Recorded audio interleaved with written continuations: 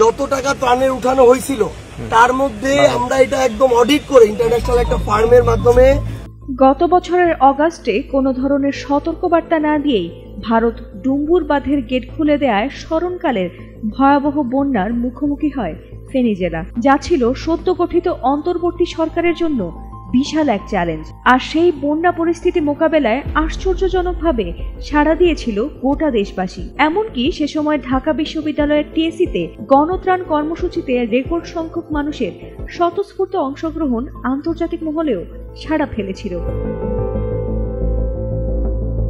তবে হঠাৎ বন্যার সময়ে টিএসসিতে তোলা ত্রাণের টাকা যথাযথভাবে খরচ না হওয়ার অভিযোগ তুলে ক্ষোভ প্রকাশ করেছেন কিছু মানুষ। আর এর পরপরই ত্রাণের 9 কোটি টাকা কোথায় গেল এমন প্রশ্নে বিদ্ধ হতে থাকেন হাসনাত সার্জিস সহ অন্যান্য দায়িত্বরতরা। ইতোমধ্যে এ নিয়ে সামাজিক যোগাযোগ মাধ্যমেও নানা ধরনের আলোচনা সমালোচনা করছেন নেটিজেনরা।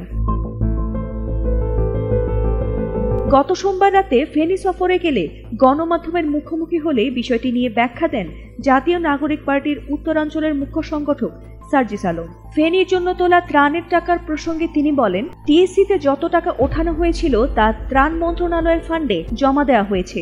বড় পরিসরে সেখানে ত্রাণ পৌঁছানো সম্ভব ছিল না, তাই ত্রাণের টাকার অপব্যবহার ঠেকাতেই এই সিদ্ধান্ত নেওয়া হয়েছিল।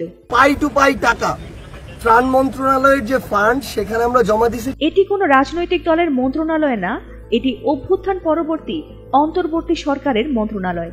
তাই 9 কোটি টাকা ফেনীর জন্য কতটা খরচ করা হয়েছে সে প্রশ্ন ত্রাণ উপদেষ্টাকে করা উচিত বলে মন্তব্য করেন এনসিপির কেন্দ্রীয় নেতা।